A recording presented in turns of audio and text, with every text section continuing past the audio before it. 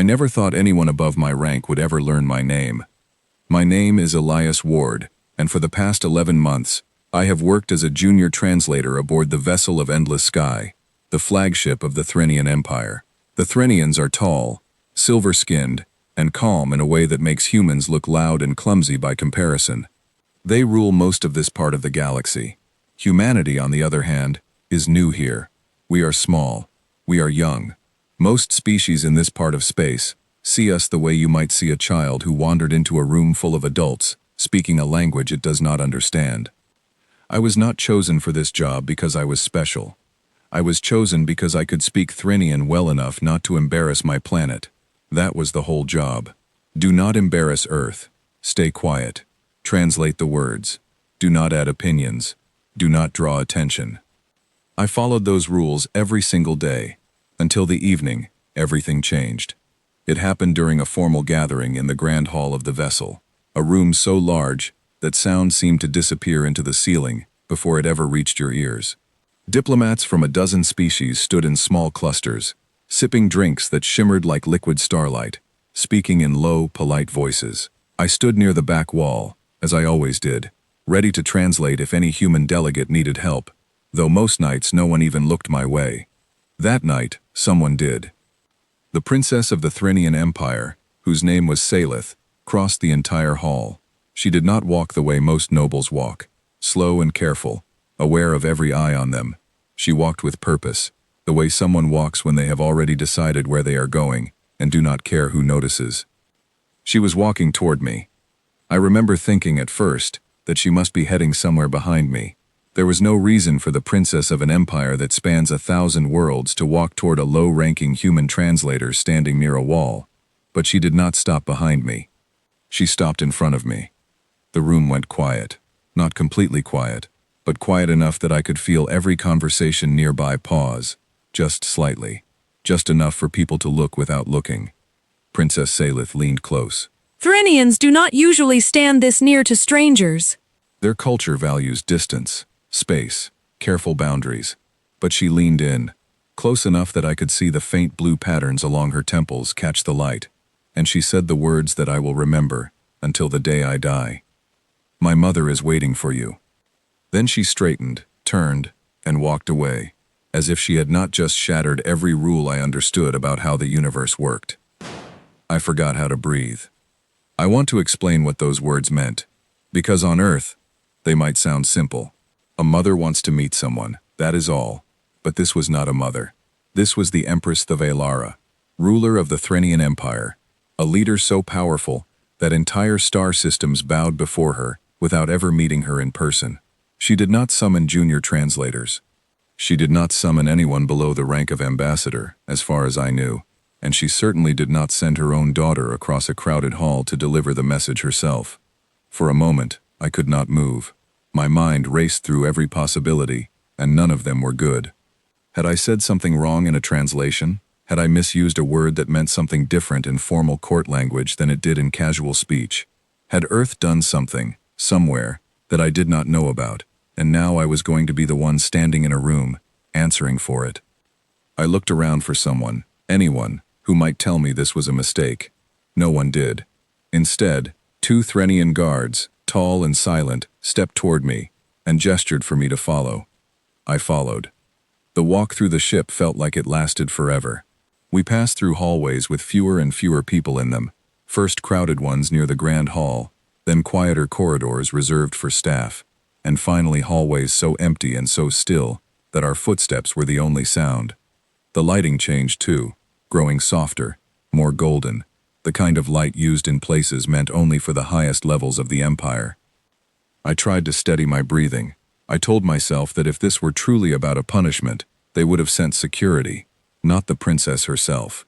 I told myself that whatever this was, panicking would not help, but my hands were shaking anyway. We reached a set of doors taller than any doorway I had ever walked through. They opened without a sound, sliding apart to reveal a chamber unlike anything I had seen before. The room was circular, with a high ceiling that curved upward like the inside of a shell. Soft light poured down from unseen sources, and at the center of the room stood a woman who did not need a throne to look powerful. Empress Thavalara.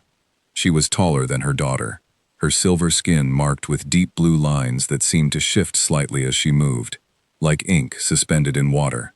Her eyes, when they turned to me, were sharp and unreadable, the kind of eyes that had seen 1,000 years of history and remembered every detail. I bowed, because it was the only thing I could think to do. My legs felt unsteady beneath me. "Rise," she said. Her voice was calm, low, and carried easily across the room despite its size. "You do not need to bow to me tonight." I straightened, though I kept my eyes lowered, unsure if it was proper to look directly at her. "Your Majesty," I said, my voice barely steady. "I don't understand why I'm here." "I know," she said. "That is, in part, why I asked for you." She moved closer, her steps slow and deliberate, and I realized she was studying me, the way someone studies something they have read about, but never seen, with their own eyes. "Do you know," she said, "how many species have stood in this room since I became Empress?" I shook my head. "Very few," she said. "Most who enter this chamber are ambassadors, generals, or rulers of their own worlds. People trained since childhood to speak carefully, to hide their thoughts, to never say anything that might reveal weakness or truth. I have grown very tired of listening to careful words. I did not know what to say, so I said nothing, which felt like the safest choice. 3 months ago," she continued, "a group of Threnian scientists became trapped in a research outpost near the edge of a collapsing star system. Their transport had been damaged, the system was unstable, and every calculation showed that any rescue attempt would likely fail. Our own fleet commanders advised against sending help. The risk was too high, the reward too uncertain." I remembered hearing about this. It had been in the news briefly, a small story buried beneath larger headlines. A human cargo ship, the Meridian, had been passing through that same sector. "Your ship's captain," the Empress said, "a human, named Dana Osei, was warned of the danger. She was told the odds of survival were low. She was told that no one would blame her for continuing on her original course." I remembered the rest of the story now. Captain Osei had turned her ship around anyway. She had gone into the collapsing system, found the trapped scientists, and pulled them out with only minutes to spare before the system became unstable, beyond any hope of return. "She saved 12 of my people," the Empress said. People she had never met, from a species that has shown little interest in her own. When my advisors asked her afterward why she took such a risk, do you know what she said? I shook my head again, though I thought I might know. She said, "I couldn't leave them out there. That's not something we do." The Empress's eyes stayed fixed on mine. "Not something we do," as if it were the simplest truth in the universe, as if risking her life and her ship for strangers required no explanation at all. The room was silent for a long moment. "I have ruled for over 3 centuries, the Empress said. "In that time, I have met leaders who calculate every decision based on gain and loss. I have met diplomats who would let 100 strangers die if it meant avoiding a difficult conversation. And then, 3 months ago, I heard about a human captain who turned her ship into danger because leaving people behind felt wrong to her, plainly and simply wrong, with no further reasoning needed." She stepped closer still, until she stood only a few feet from me. "I have been curious about your species since that day," she said. "I asked my daughter to bring me someone who could speak plainly, without court training, without years of practice hiding their true thoughts behind polite words. She chose you." "Me?" I said, before I could stop myself. "Your Majesty, I'm not important. I'm not a leader. I'm not even a senior translator. There are people far more qualified than me to speak with you." "That," the Empress said, "is exactly why I wanted you." I did not understand, and it must have shown on my face, because she continued. "Every important person I have ever spoken with has been trained to tell me what I want to hear," she said. "They study my moods. They study my history. They choose their words like careful chess pieces, always thinking 3 steps ahead. I am tired of chess pieces. I wanted to speak with someone who had no reason to perform for me, someone ordinary, someone honest." I felt my heartbeat slow slightly, though I still did not fully trust that I understood what she wanted. "What do you wish to ask me?" I said. She studied me a moment longer before speaking. "Tell me honestly, she said. Why do humans do things like this? Why risk everything for strangers who share nothing with you? Not blood, not history, not even a common language. I thought about the question carefully, though I knew that thinking too long might come across as another kind of performance, another careful chess move. So instead, I let myself answer the way I actually felt. I don't think most humans think about it as a big decision, I said. I think for a lot of us, if we see someone in trouble and we can help, not helping feels worse than any risk involved in helping. It's not always about being brave.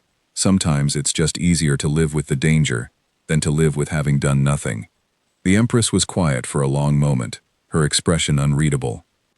That is a very small thing to build an entire species around, she said, though there was no scorn in her voice, only something closer to wonder. Maybe, I said, but it's not that small when you're the one being saved. Something shifted in her eyes then, something I could not quite name, not agreement exactly, but recognition, the kind of look someone gets when a truth lands somewhere deeper than words usually reach.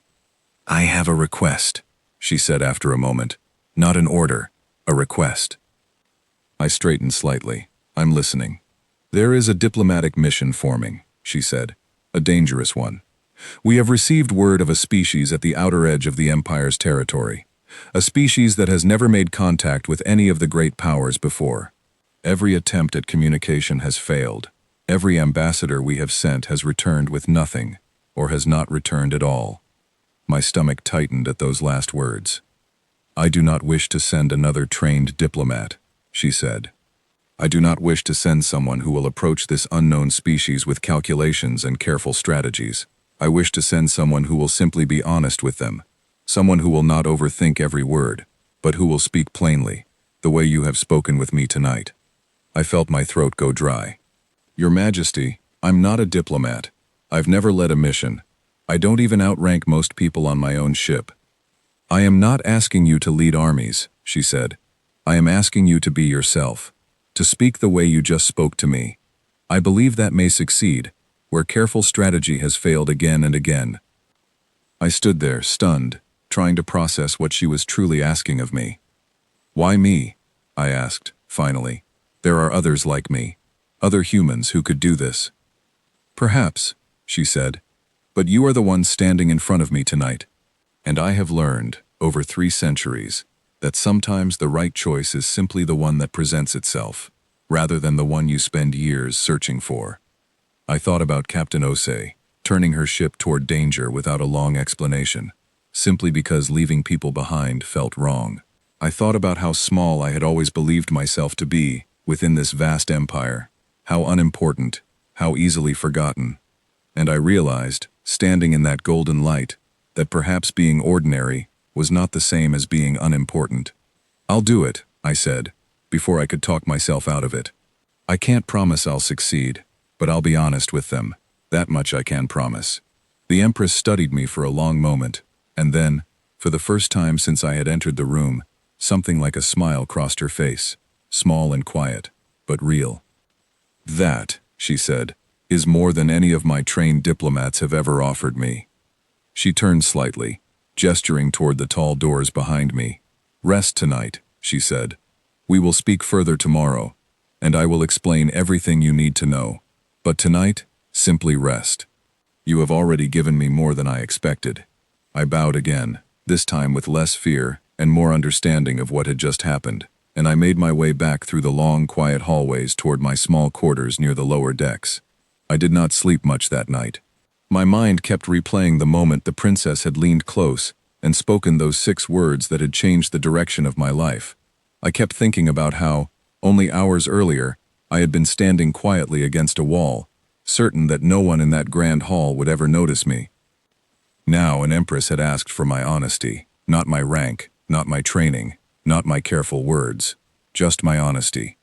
I thought about Earth, about how small and new we still seem to most of the galaxy, and about how that same smallness, that same willingness to act, simply because it felt right, might be exactly what carried us further than anyone expected.